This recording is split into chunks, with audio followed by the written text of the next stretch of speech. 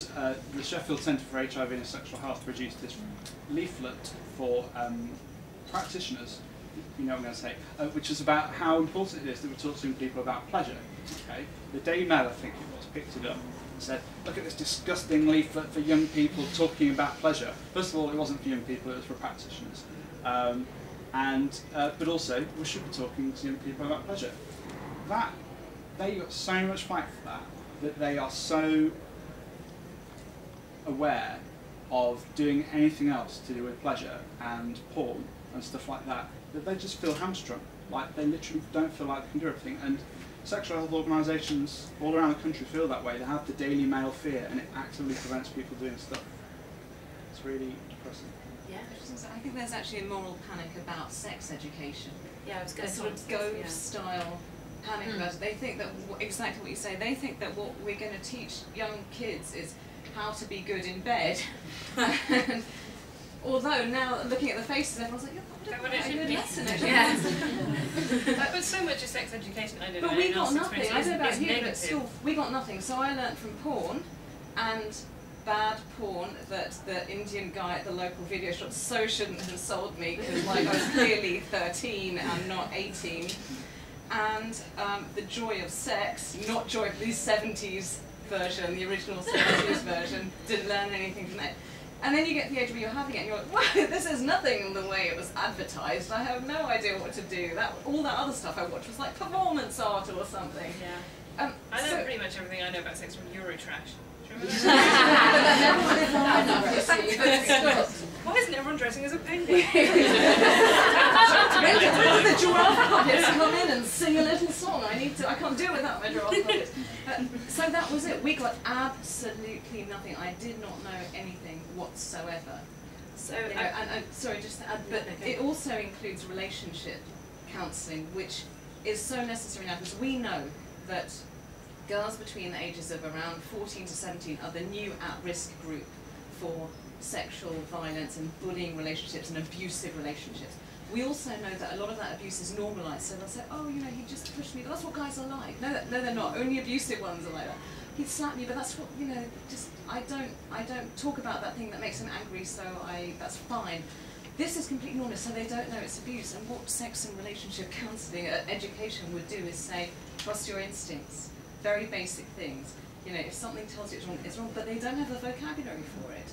And you can't wait till you're 25 and 35 and have probably had abusive relationships before and have eaten all the shit for a long time before you kind of get radicalised in that sense. One of the things I find most depressing is reading the tweets of either Chris Brown fans between the ages of like 14 to 16, or you know, One Direction fans, and about like how much they hate the girlfriends of One Direction. They sort of like, I will chop out your eyes, you cunt, and you just think, oh my god. But it's amazing. But it's exactly like the hate mail that you get from the rape threateners and the murder threateners. I mean, the language is exactly the same, and one of the scary things is the way that women themselves have completely internalised the language of misogyny.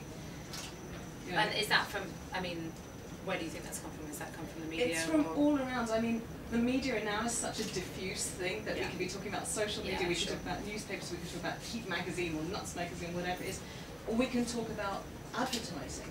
It's we live in this absolutely imagistic kind of wraparound world, and we all think that we're very blasé, and we're also very savvy about it, but I think that unconsciously we do absorb more than we realise.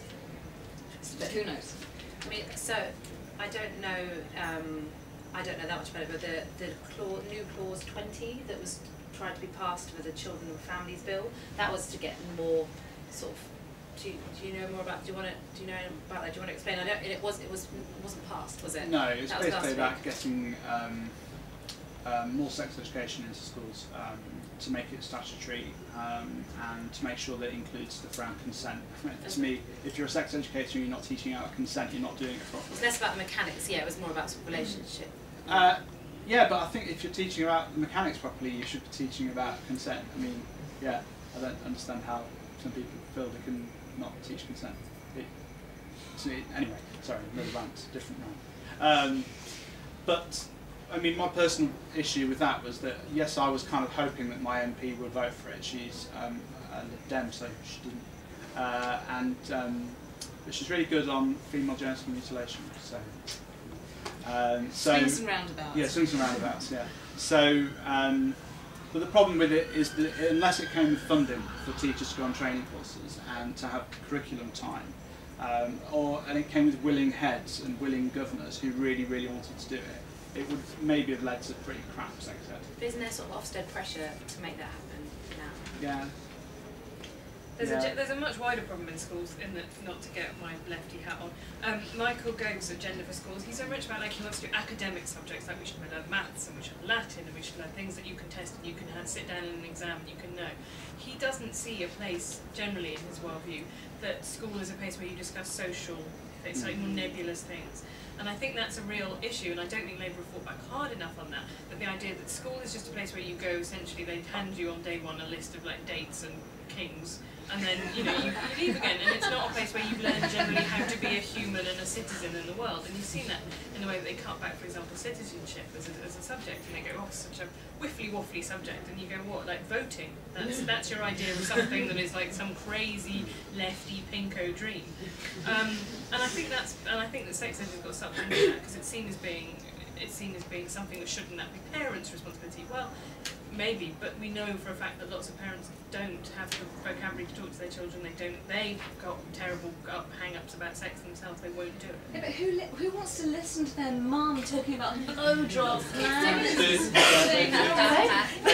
Do you know what? I had the worst experience because my mum was my biology teacher. Oh, great! So my mum told me about sex in front of 30 of my friends. Well, can I just say, when I bought my copy of The Joy of Sex, I was in the local bookshop and then I had this back to me and I had the copy and I was like, you know, I'd really steal, obviously I was like a total virgin, but I'd steal myself for it, and he turned around and went, Padisha, oh my god, how are your parents? And then went, I saw them the other week. Oh my god, have you met my daughters? This is Lydia, she's coming to your school next term. This is Lycia, she's coming to school the year after. And I saw as his eyes travelled down to the book, and all the blood rained from his face. And then he whispered, I'll put it in a paper bag. And I could never go back in there again. But what were we talking about? Go, right. The problem is that I think, yeah, I agree, we shouldn't get party political, but I think it's a very Victorian conservative idea of what constitutes private life. And they think that all of this stuff should be done in private life. And yet any parent will tell you that, you know, not 80% of the time their kid is out in the world. It's not like you have that much influence time. Even if you're the most feministy heroine parent in the world, you can't influence their entire socio-political view yourself. So all of society has to come together. I think creating space for young people to be able to talk about things both in the family and also, I mean, another sort of addition to that, and I think it is important to talk about the political context actually, because the stuff that we're talking about, structural inequality, doesn't happen in a vacuum, and the things, the difficulties that young people face, a lot of those are made much worse by the structural conditions in which they find themselves. And in addition to the kind of very reactionary changes to the curriculum, there's also massive cuts to youth services, so youth work cuts, people who are doing really fantastic work, like Justin, not being able to have any funding to do the work. So if you can't do it in the school and you also can't do it in your local community, where are those conversations happening? And they are happening among young people online and in kind of, through activist groups and that sort of thing. But I do think that's a really important sort of... Well, that might be an interesting sort of way to bring it back to what ELF are trying to do. I mean, yeah, how do you have any sort of thoughts about how you can get people to be talking about this, about sexuality and relationships in a positive way online? Because obviously, I mean, we're going to hear more about what we're doing with our youth outreach, but I think it'll be interesting to hear you guys' thoughts on like how we can get those positive conversations happening. Online. Yeah, online, on social media, online, It's really, there's a really interesting paper I tweeted a few days ago, I'll tweet it again later, which looked at some of the barriers and real challenges around getting young people on social media to talk about sex relationships. Because it can lead to lots of sexual bullying. If somebody posts something in their Facebook timeline or tweets something, oh, why'd you tweet that? You perv, you slag, etc. And that's just what people say to me. So it's really problematic, and one of the things I find, I get thousands of hits to my website every week from young people. It's massively popular, and I've got the Twitters and I've got the Facebooks and stuff. But getting engagement from young people on the Facebooks is so hard. So maybe it's really, not Facebook. Maybe really Facebook's not the right place. Is there kind of another space that? Well, that do you know better- scarletine.com? It's an awesome website. It's run by Hedda Coroner. Again, sadly underfunded, as all the best websites are. Yes, there is a subtext here. She has forums, and forums seem to be a good way to go. So having a moderated forum where Do young young people can engage go. in those? Yes. Yeah. Oh, yes.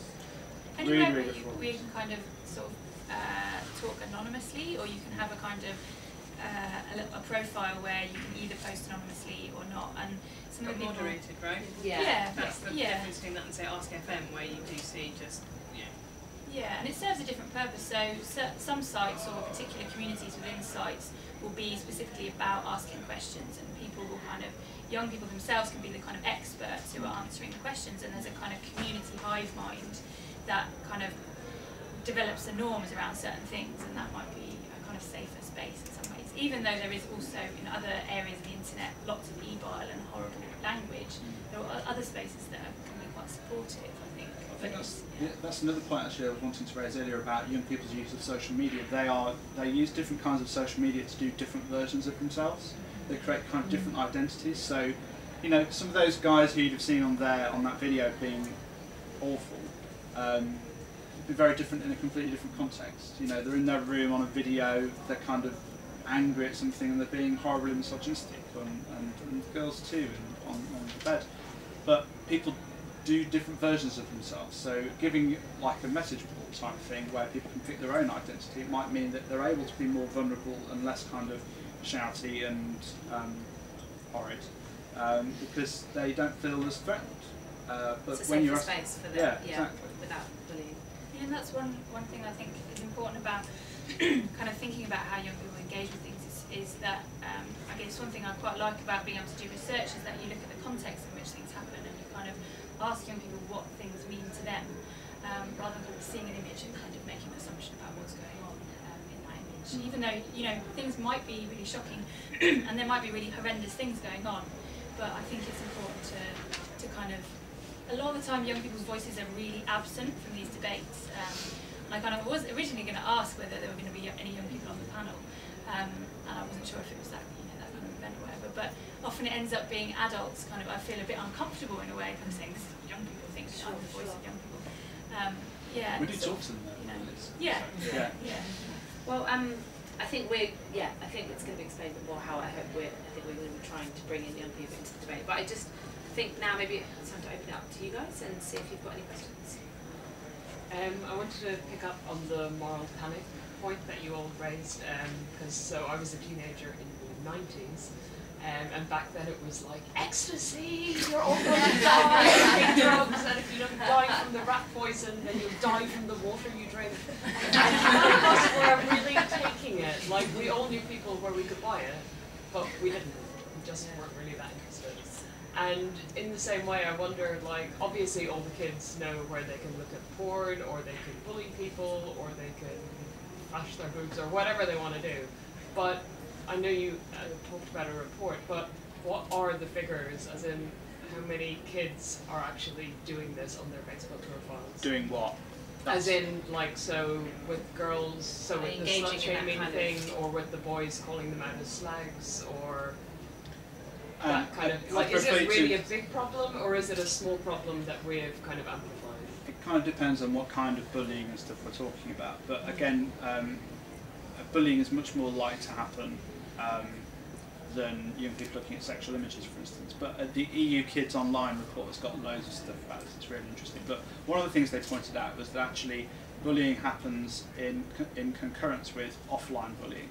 Offline and online very much go together, and Laura's sexting report on this is really, really interesting around how harassment happens both in the school corridors and on BBM, BlackBerry Messenger. That one of the problems for me when I talk about moral panics is that I don't say it doesn't happen. I work with young people for whom these things are very real. Like, you know, I work at the sharp end face to face with some young people for whom bullying and porn and sex and stuff, it's all kind of happening. But that's not most young people. So, yeah. But I think it's also probably quite important to remember the different ways that you use social media. I think that point about your Facebook is not anyone else's Facebook, you feel like that about other things, is that this idea that my Facebook friends are people I very rarely see in every life. You know, people I went to school with, they're people I don't see because I work every day. They're not the same people that I'm going to school with, you know, day. Like I'm seeing them on a Monday and then we're picking up our conversation in the evening. So I guess it probably doesn't, in a way, it almost doesn't help too much to look at it as a new phenomenon. It's just the same phenomenon that's shifted online. I think as well, one thing to add about the things on Facebook with the slut shaming and things like that, I did a survey of anonymous slag pages, so pretty much every city, college, university has an anonymous slag page, and when I looked, there were about 100,000 of them, but the numbers fluctuate. So a slag page is a sort of a fan page where people are encouraged to say, who's your local slag, and put up the pictures of the local slags.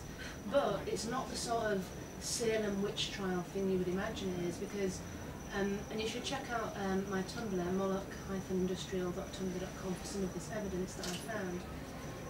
A lot of the time, the boys or whoever is perpetrating this will be like, so-and-so is a slag, she's been fingered by 3 guys in one night, and tag the girl in it.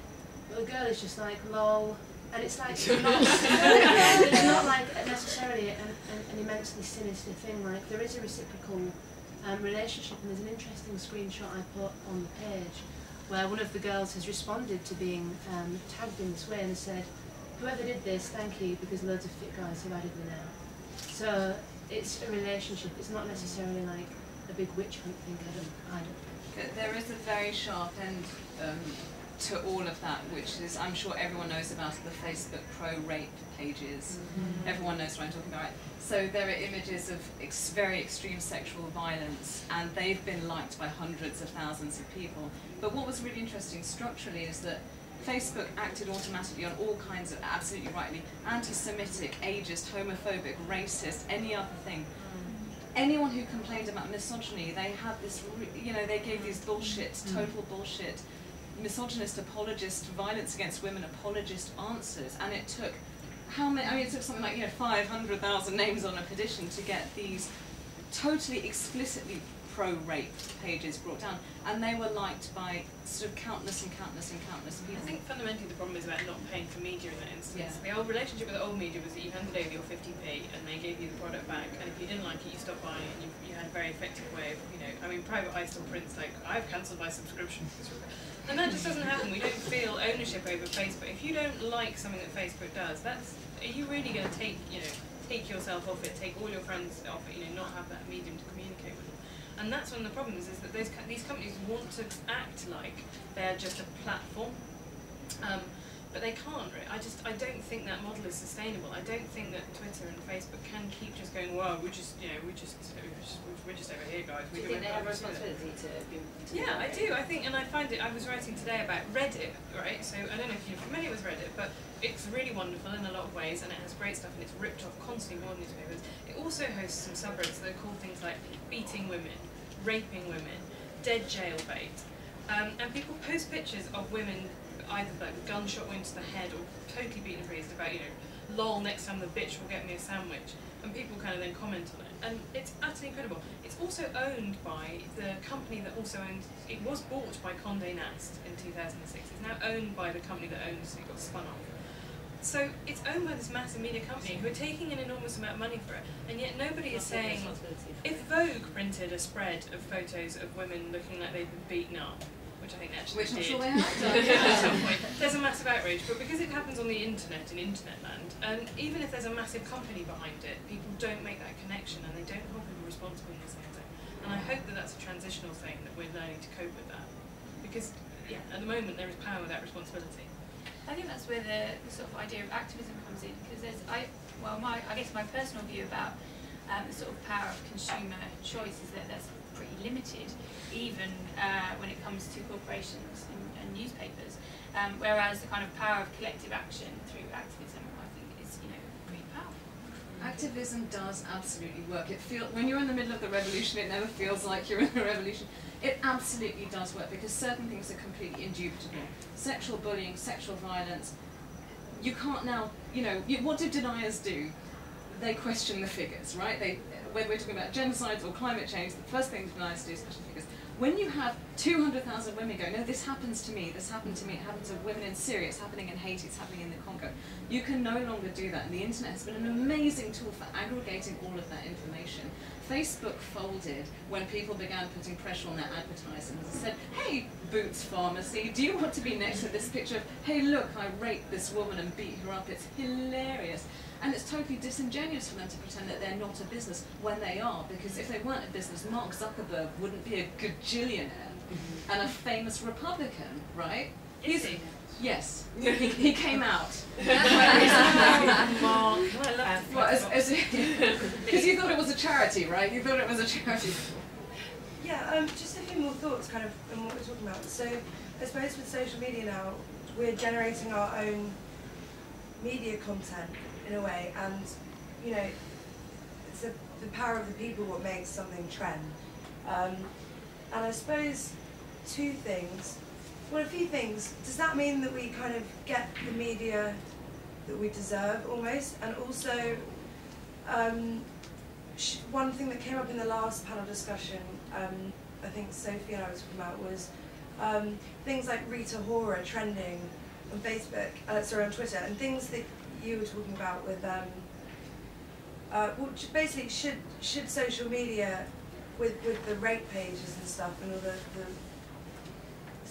been following that quite closely. Should Facebook and Twitter intervene, and should they enforce censorship, or does that kind of This is go not against about what they're censorship. trying to do? This is not about censorship. Facebook have it on their policy that we don't promote violence, we don't promote hate, and they've acted in every. If someone said kill black people, they immediately bring it down. They don't wait for people to complain. Right. And all activists were saying, I think, is listen.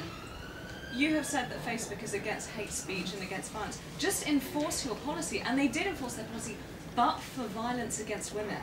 And that was really telling. It was like, you know, do you love it or are you not getting it? What's your problem? Essentially, you've got to show that we're a bigger, more valuable community than the arseholes. That's the point. Is that there are clearly people who really love those Facebook lol rape pages.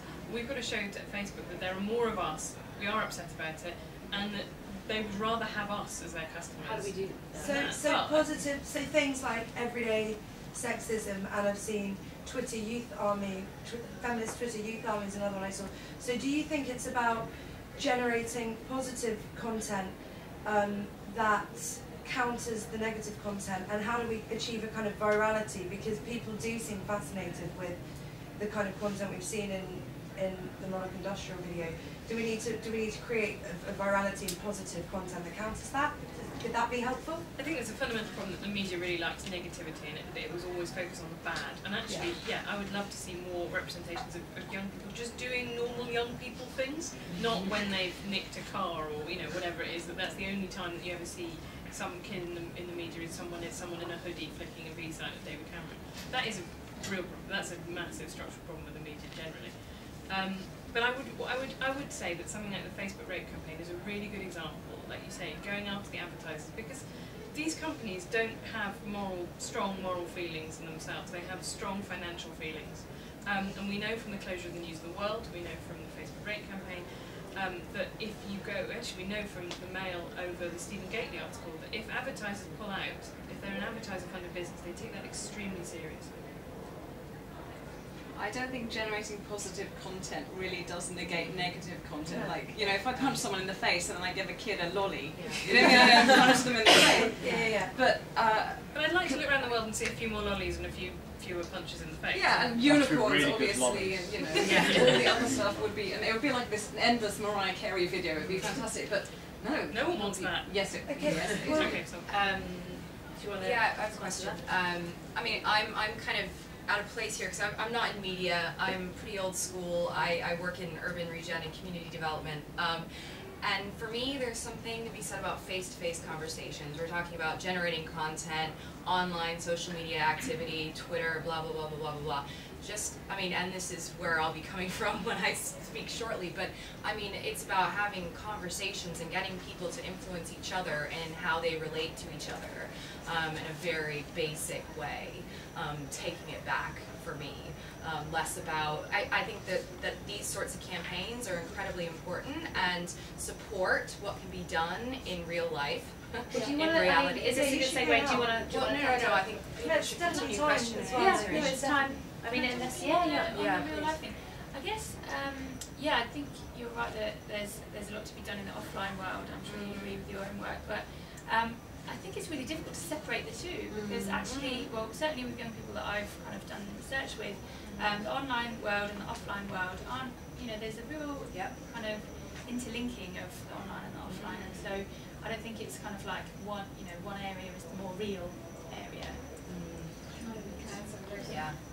You're absolutely right, and being in a room with people is the most transformative thing. I do outreach work in women's prisons, which is sort of scary and interesting. I went to girls' school, so it's also weirdly comforting. Yeah. And I don't know, it's really on PC to say that, but it's really a comforting environment because it's amazing what level of disclosure happens when you're in a room with people. And of course, the first 20 minutes is really awkward and embarrassing, and the loudest one talks, and then the more interesting one is usually the quiet one. Once you gain their trust and they gain yours, the level of disclosure is incredible. And particularly with young people, if you do outreach work with young girls, for example, they will finally tell you by session 3 that they've already been in an abusive relationship, they've already been violated or coerced in some way, or equally they're virgins and they were pretending all along that they weren't and they don't really know anything, and could you please help them?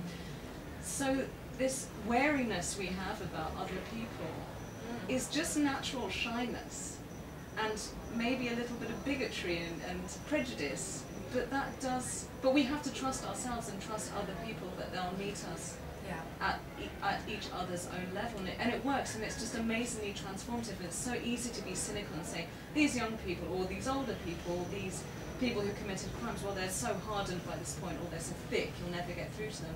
And it's not true, and you and they wind up completely transformed, but it's about making the investment.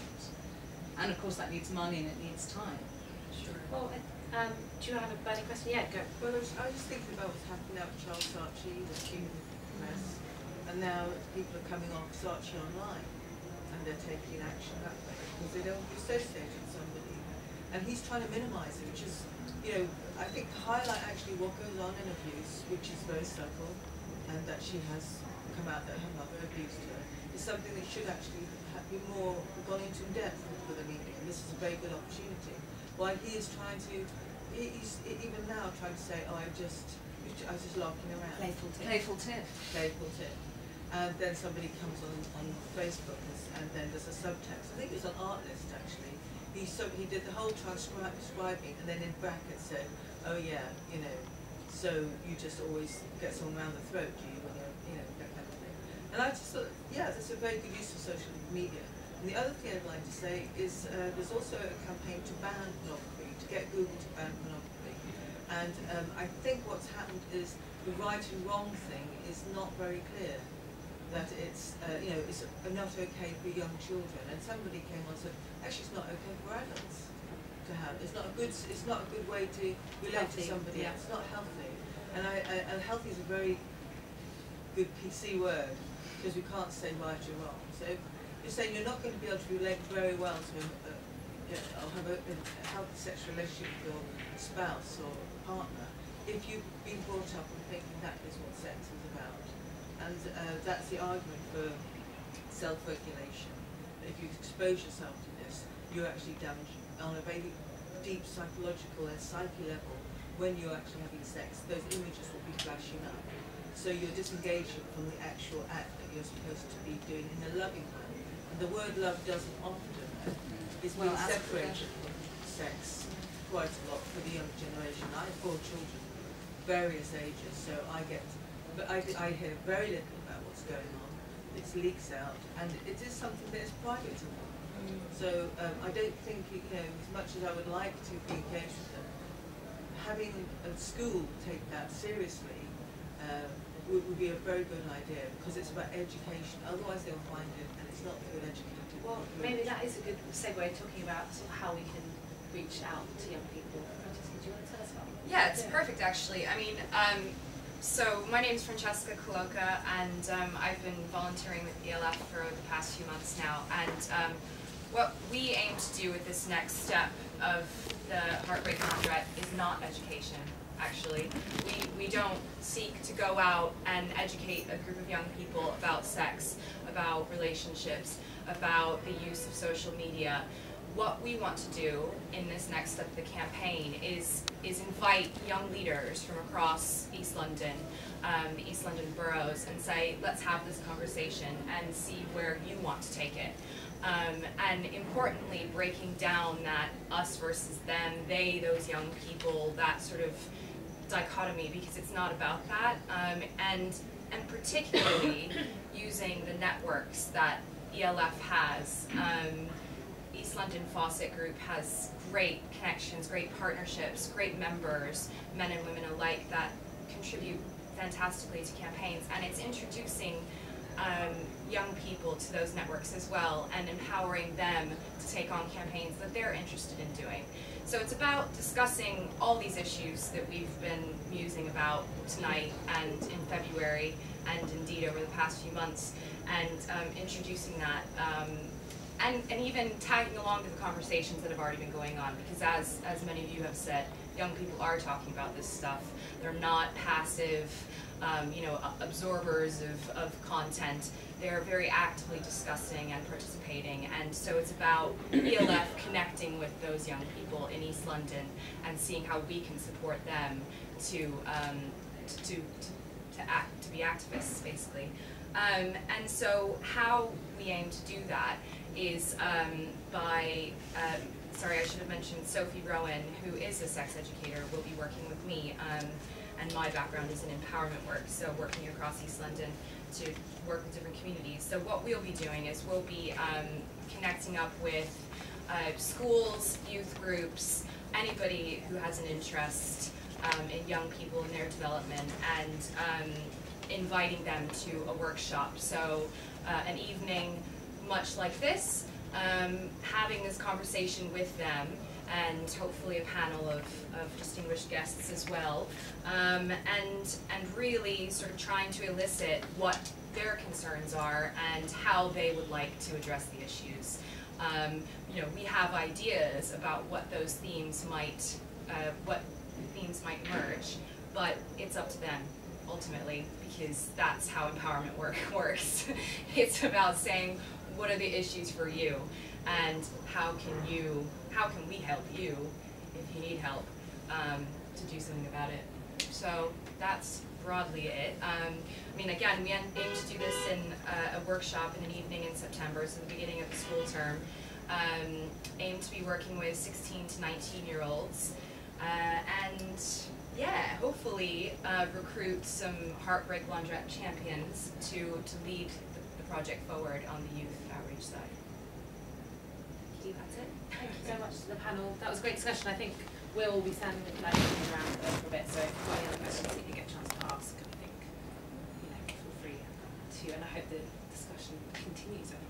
And thanks to you for being a great chair. Thank you.